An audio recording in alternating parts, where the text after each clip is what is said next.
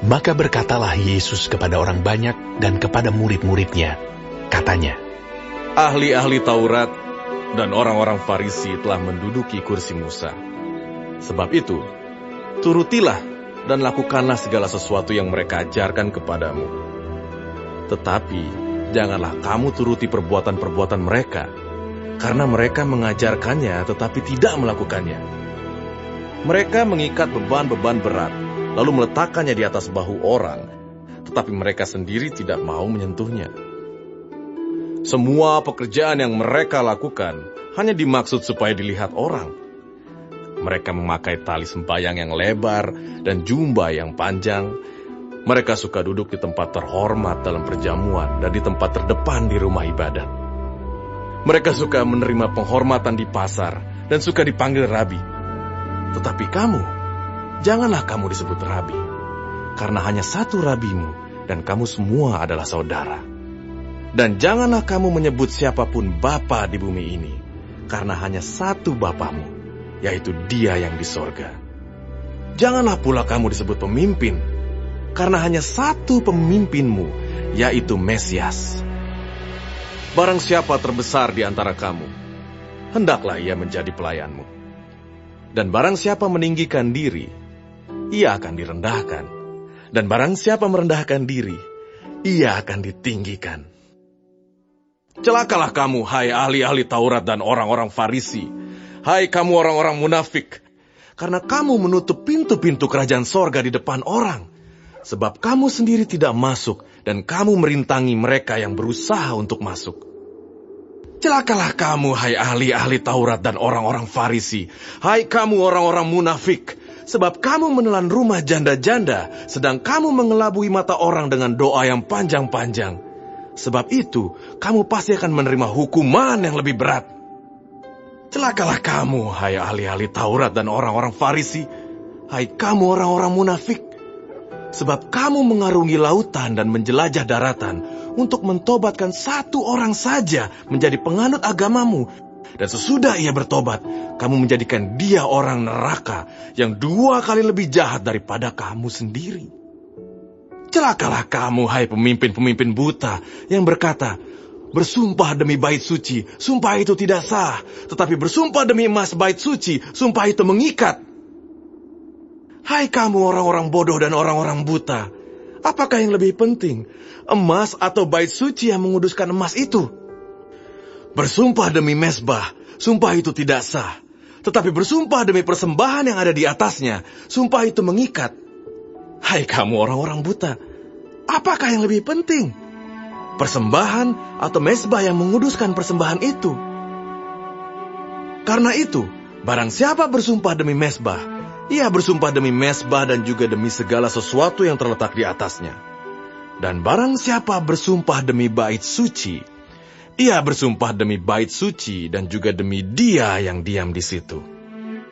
Dan barang siapa bersumpah demi sorga, ia bersumpah demi tahta Allah dan juga demi Dia yang bersemayam di atasnya. Celakalah kamu, hai ahli-ahli Taurat dan orang-orang Farisi. Hai kamu orang-orang munafik.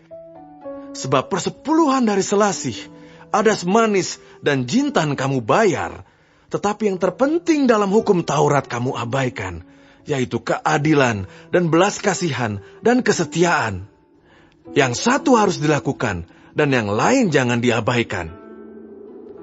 Hai kamu pemimpin-pemimpin buta, nyamuk kamu tapiskan dari dalam minumanmu, tetapi unta yang di dalamnya kamu telan. Celakalah kamu, hai ahli-ahli Taurat dan orang-orang Farisi. Hai kamu orang-orang munafik, sebab cawan dan pinggan kamu bersihkan sebelah luarnya, tetapi sebelah dalamnya penuh rampasan dan kerakusan. Hai orang Farisi yang buta, bersihkanlah dahulu sebelah dalam cawan itu, maka sebelah luarnya juga akan bersih. Celakalah kamu, hai ahli-ahli Taurat dan orang-orang Farisi.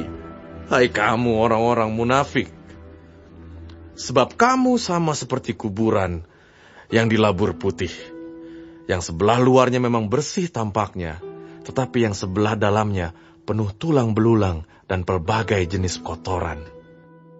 Demikian jugalah kamu, Di sebelah luar kamu tampaknya benar di mata orang, tetapi di sebelah dalam kamu penuh kemunafikan dan kedurjanaan. Celakalah kamu, hai ahli-ahli Taurat dan orang-orang Farisi, hai kamu orang-orang munafik, sebab kamu membangun makam nabi-nabi dan memperindah tugu orang-orang saleh.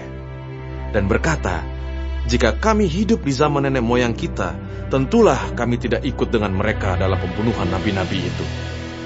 Tetapi dengan demikian, kamu bersaksi terhadap diri kamu sendiri bahwa kamu adalah keturunan pembunuh nabi-nabi itu. Jadi, penuhilah juga takaran nenek moyangmu. Hai kamu ular-ular, hai kamu keturunan ular beludak, bagaimanakah mungkin kamu dapat meluputkan diri dari hukuman neraka? Sebab itu, lihatlah, aku mengutus kepadamu nabi-nabi, orang-orang bijaksana dan ahli-ahli Taurat. Separuh di antara mereka akan kamu bunuh dan kamu salibkan, yang lain akan kamu sesah di rumah-rumah ibadatmu, dan kamu aniaya dari kota ke kota, supaya kamu menanggung akibat penumpahan darah orang yang tidak bersalah, mulai dari Habel, orang benar itu, sampai kepada Zakaria anak Berekya, yang kamu bunuh di antara tempat kudus dan mesbah. Aku berkata kepadamu, sesungguhnya semuanya ini akan ditanggung angkatan ini. Yerusalem, Yerusalem, engkau yang membunuh nabi-nabi dan melempari dengan batu orang-orang yang diutus kepadamu. Berkali-kali aku rindu mengumpulkan anak-anakmu, sama seperti induk ayam mengumpulkan anak-anaknya di bawah sayapnya. Tetapi kamu tidak mau. Lihatlah, rumahmu ini akan ditinggalkan dan menjadi sunyi. Dan aku berkata kepadamu, mulai sekarang kamu tidak akan melihat aku lagi, hingga kamu berkata, diberkatilah dia yang datang dalam nama Tuhan.